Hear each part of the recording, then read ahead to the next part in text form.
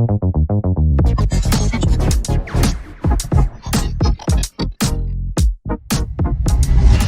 what is up guys? It is CRPHD back with another video, and today we're going to be talking about how to avoid getting scammed on eBay.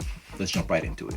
Just to be clear, eBay already does have a money-back guarantee in place. This video is just going to serve as some guidance whenever operating and shopping on the platform to help you avoid all the scam listings and the bullshit that comes with them. So yeah, I feel like eBay gets painted in a bad light at times because some people are under the impression that there's only old and used stuff that no one wants to buy, which is far from the truth. Even having my fair share of running into some scam listings on the platform, I've still purchased some amazing items in great condition at a very affordable price. For example, a lot of the cameras that I buy as well as the lenses have all came from eBay, and even these shoes. Yeah, these things came off of eBay too, great condition. And I still use them till this very day. But all this is besides the point. So what I pretty much did was break this video down into 3 main points with some other information sprinkled in, so that way it'll help you whenever making your next purchase on the platform.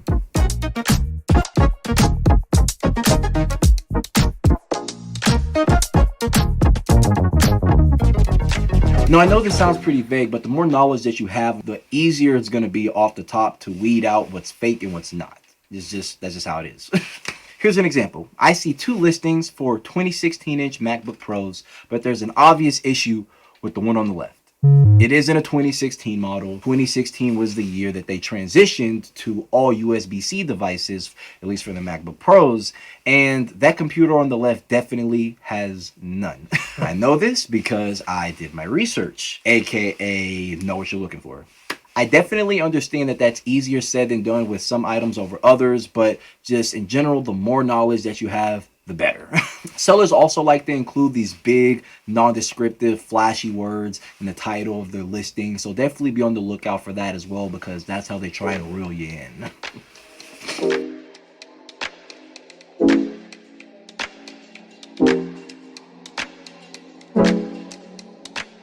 If you don't know a fair, reasonable price that you should be paying for an item, you could always go back to the past listings that items have already been sold for that are either exactly the same as what you're looking for or the closest thing to it, and then you can make an educated guess from there. Sellers overprice their stuff all the time, especially with some of the things that I look at, technology, like you will not believe some of the prices that I see.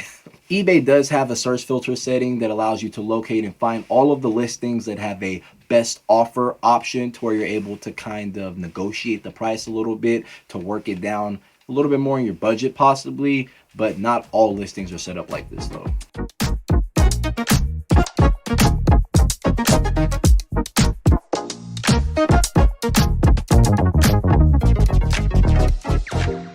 And last but not least, the most important one in my opinion, checking the seller's credibility. And there is more than one way to do this. On eBay, you're able to see a profile picture, past reviews from the seller that you're buying from, other items that are currently listed, as well as how long they've been a seller for on the platform.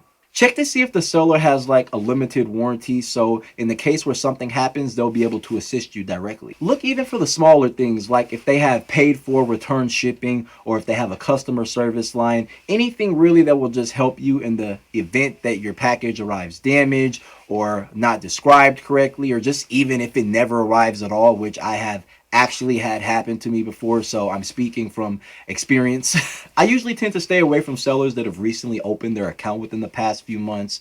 If there's a lack of pictures, or there's just a whole bunch of generic pictures of the product that they're selling to you, that's a bit of a red flag. If there's non-descriptive text, especially of the product, another red flag. And then on top of that, just the price. Like if it's way lower than everything else that you've been comparing it to in all the other listings, you guys know the saying, it's probably too good to be true. So I just don't recommend it.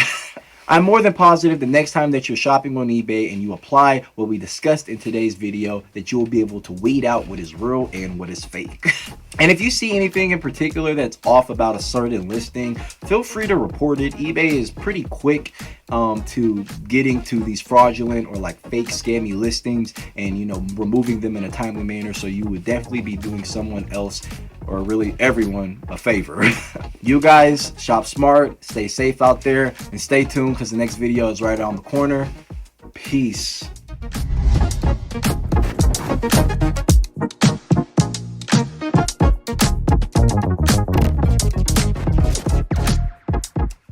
bonus footage content time. All right, so this video's done, obviously. Round of applause. It's been forever, I know. I've been really busy. School.